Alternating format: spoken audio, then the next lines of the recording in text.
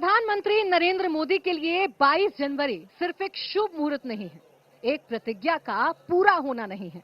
33 साल 4 महीने 17 दिन की कठिन तपस्या का सफल होना है। मैं दोबारा कहती हूं, कुछ आंकड़े याद रखिएगा। प्रधानमंत्री नरेंद्र मोदी के लिए राम मंदिर को बनवाना, रामलला की प्राण प्रतिष्ठा में शामिल होना, उस समारोह में यजमान बनना 33 साल 4 महीने 17 दिन के लंबे इंतजार के बाद आया हुआ पल है। उस राम भक्त की बेसब्री को समझिए जिसने 500 सालों तक इंतजार किया है राम मंदिर के उद्घाटन का। निकालिए कैलकुलेटर, करिए कैलकुलेट। कुछ लोग जो राम मंदिर को वोटों के लिहाज से कैलकुलेट करते हैं, वो प्रधानमंत्री नरेंद्र मोदी की तपस्या का भी कैलकुलेशन करें। 12,192 दिन, 20 घंटे का लंबा इंतजार। मैं दोबारा कहती हूं, 12,192 20 घंटे के लंबे इंतजार के बाद वो मौका आ रहा है जब प्रधानमंत्री नरेंद्र मोदी गर्भगृह में दाखिल होंगे और प्रभु श्री राम की राम मूर्ति की प्राण प्रतिष्ठा होने जा रही है। ये मौका कितना खास होगा और इस मौके को कैसे वोटों की राजनीति से जोड़कर देखा जा रहा है, कुछ बातें तो हमने आपको बताई, कुछ आंकड़े हमने आपको बताए, कुछ बातें हमारी इस खास रिपोर्ट में देखिए। अगर मोदी न होते तो रामलला आज भी टाट में होते, ठाट में नहीं। अगर मोदी न होते तो रामलला का घर न बनता, वो आज भी बेघर ही रहते। अगर मोदी न होते तो अयोध्या न सजती, वो आज भी गुमसुम ही रहती।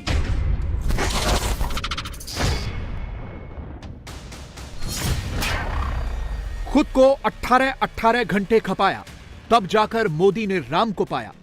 यह मोदी की ऐसी तपस्या थी जिसमें भूख नहीं थी, प्यास नहीं थी, सिर्फ प्रभु राम के घर की एक आस थी।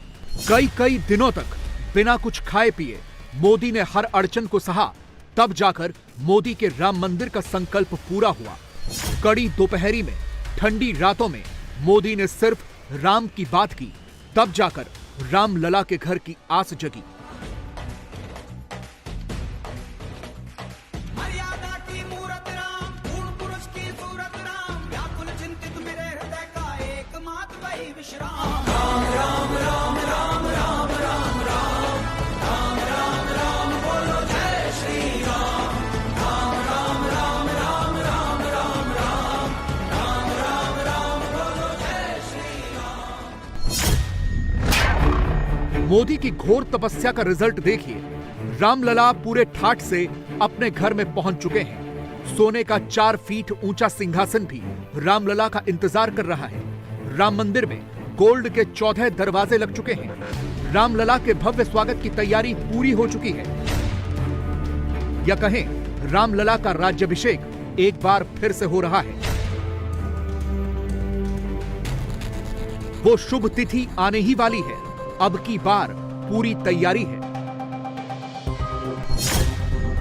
सोचिए, टाट से ठाठ तक आने में रामलला को 31 साल 373 महीने 1623 हफ्ते 2,72,780 घंटे लग गए।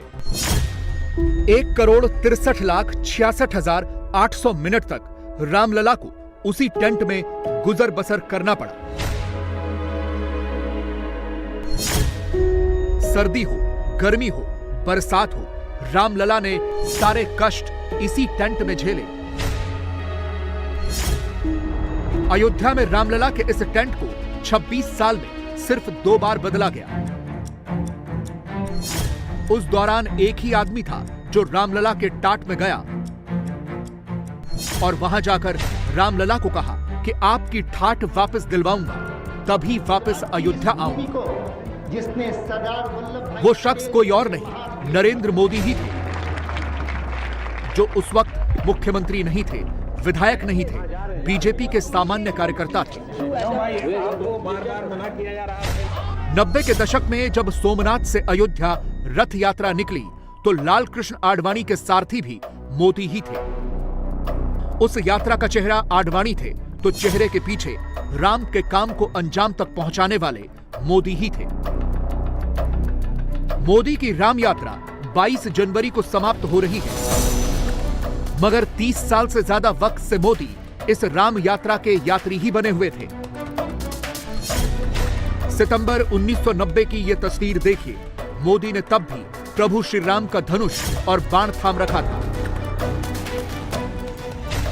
उस दिन मोदी ने कह दिया था, राम के लिए 18 घंटे काम करूंगा, न कुछ खाऊंगा न पीऊंगा, बस राम के नाम के लिए, राम के काम के लिए ही जीऊंगा। आप अभिनंदन करते हुए आपकी इस यात्रा की त्रिवर्षता के लिए परमेश्वर के श्रीचरणों में प्रार्थना करूं। आपका देवव्रत का संदेश हम सबकी नई ताकत बढ़ा है। जो लोग कहते हैं कि 2024 में मोदी को क्यों जिताएं, इसका जवाब यह है कि मोदी ही राम को उनके घर में लेकर आए हैं। हां, कांग्रेस नहीं, कोई और विरोधी नहीं, राम को टाट से ठाठ में लाने वाले मोदी ही हैं। आज राम मंदिर की तस्वीरें देखकर राम भक्त कह रहे हैं, क्या खूबसूरत मंदिर बना है। रामलला के मंदिर, मगर कुछ लोग इससे भी खुश नहीं हैं। वो अभी भी रामलला के घर के शिखर पर सवाल उठा रहे हैं, तरह तरह के आरोप लगा रहे हैं। मगर सवाल उठाने वाले लोग तब कहां थे जब 31 साल तक रामलला टेंट में गुजर बसर कर रहे थे। ये लोग तब कहां थे जब रामलला के लिए ढंग की चार दीवारी तक नहीं थी। 500 साल तक राम को उनका घर नहीं मिला। 31 साल से ज्यादा लंबे समय तक वो टेंट में रहे, वो भी उस स्थान पर जिसे खुद सुप्रीम कोर्ट ने माना कि रामलला ही वहां के मालिक हैं। उस जमीन पर भी रामलला को मालिक की तरह नहीं, कपड़े के टेंट में मानो किसी कैदी की तरह रखा गया।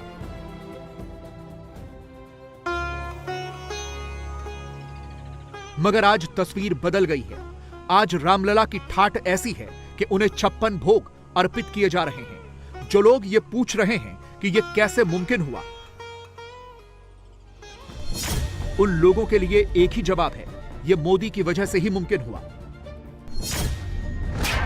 6 दिसंबर 1992 को रामलला टेंट में विराजमान हुए और उसके 27 साल 8 महीने बाद 10,104 दिनों के बाद 5 अगस्त 2020 को मोदी ने राम मंदिर का भूमि पूजन करके सालों के प्रयास के बाद रामलला के घर की आस दिलाई। और यह भी तय मानिए कि अगर मोदी न होते तो राम को उसी टाट में रहना पड़ता। अगर मोदी न होते तो रामलला को टाट से ठाठ में आने के लिए अभी और लंबा वक्त गुजारना पड़ता। मुझे तो मेरी दृष्टि में ये मुहूर्त है कि नहीं, शिखर पूरा हुआ कि नहीं, कोई आ रहा है कि नहीं, कोई नहीं, मेरी दृष्टि में मेरा राम है। केवल मैं राम को देखकर उत्साहित हूँ, परमानंद में हूँ। जो राम इतनी सालों से जो प्रतीक्षा में थे, वो राम मेरे केंद्र में है। बाकी और चीज़ों से मेरा कोई लेना देना नहीं। पूरे देश को इस तरह जागृत करना बहुत कठिन है। ये राम की इच्छा से हो रहा है और जो निमित्त बन रहे सब यशस्वी बड़भागी है। जो इसमें निमित्त बने ये सब साधुवाद के पात्र है। बिल्कुल उसको भी हम आदर देना चाहेंगे, क्योंकि ये नहीं होता तो ये नहीं होता और कितने साल प्रतीक्षा करनी पड़ती। मुझे कोई राजसत्ता से, कोई सियासत से कोई लेना देना नहीं, लेकिन एक व्यक्ति का संकल्प, राष्ट्र का एक हमारा नेता, यशस्वी प्रधानमंत्री, उसका भी तो योगदान, और इससे पहले कई लोगों का योगदान है। अब क्या है कि हमारे देहात में जब नवरात्रि का यज्ञ होता था तो एक व्यक्ति कोई 100 रुपया दे, वो मुख्य पूजा में बैठते थे। बाकी हर घर से कोई घी ला करके 1 चम्मच घी चढ़ाते थे।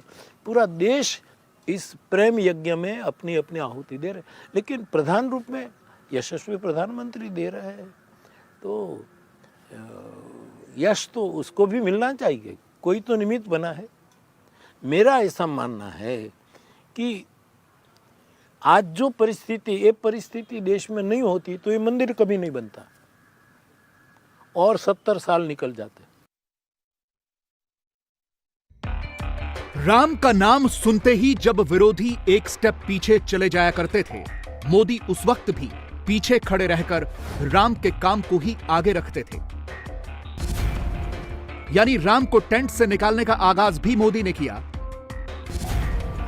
और रामलला को उनके भव्य दिव्य मंदिर में पहुंचाने वाले मिशन को अंजाम तक भी मोदी ने ही पहुंचाया। प्रभु राम के प्रति मोदी की निष्ठा से जुड़ा एक ऐसा ही किस्सा 14 जनवरी 1992 का है। यह तस्वीर उसी वक्त की है। साल 1992 की 14 जनवरी यानी वो तारीख जब मोदी राम के काम से अयोध्या पहुंचे थे और जानकी महल ट्रस्ट के इसी रूम नंबर 108 में ठहरे थे, वो भी बीजेपी के एक साधारण कार्यकर्ता की हैसियत से।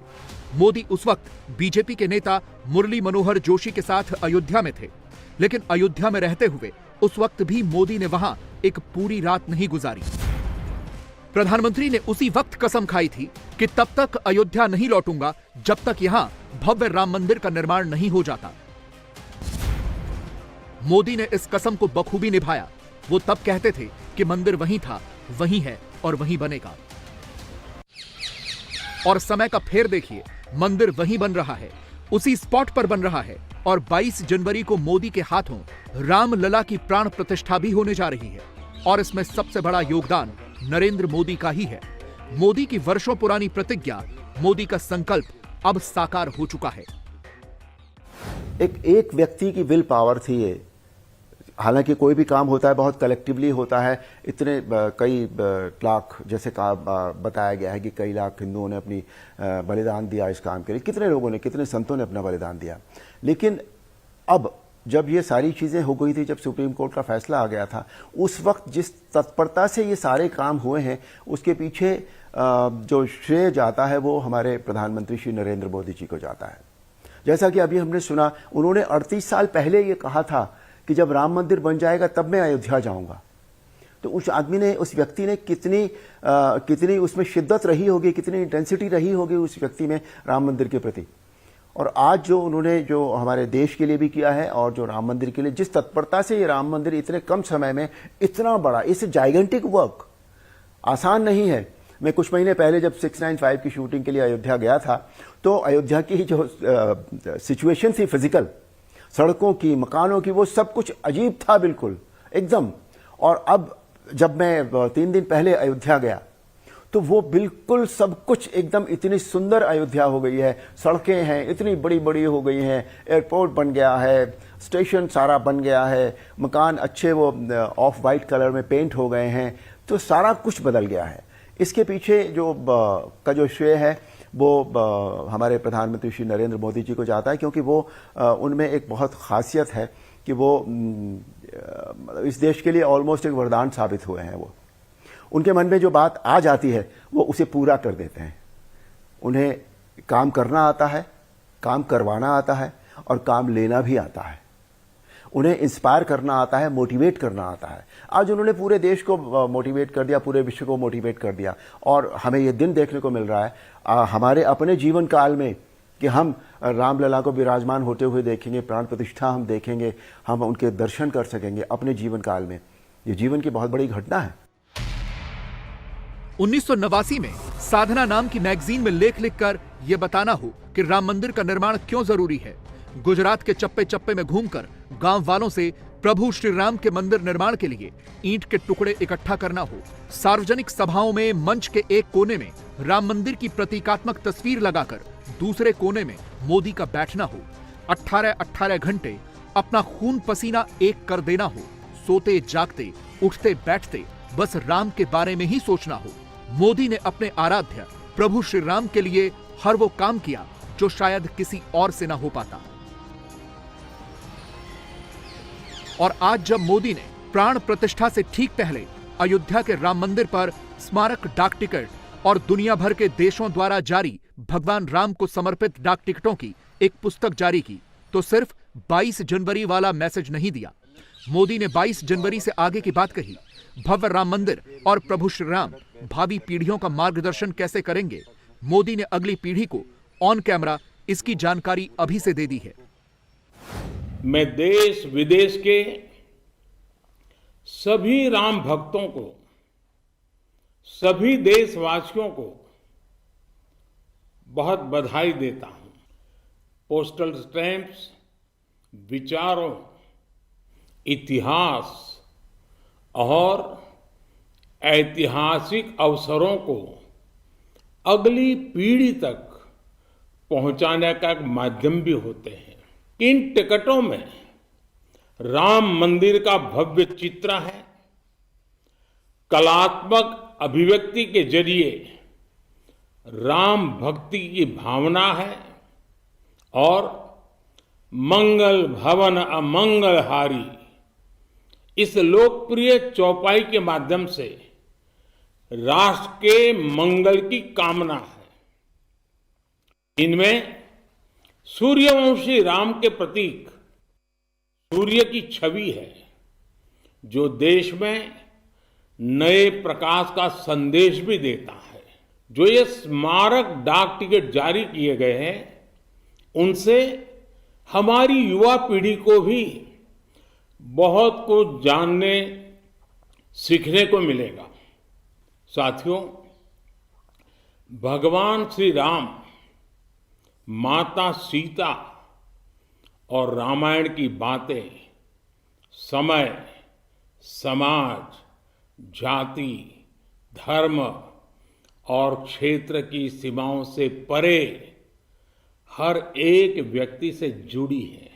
जब तक पृथ्वी पर पर्वत हैं, नदियां हैं, तब तक रामायण की कथा, श्री राम का व्यक्तित्व लोक समूह में प्रचारित होता रहेगा।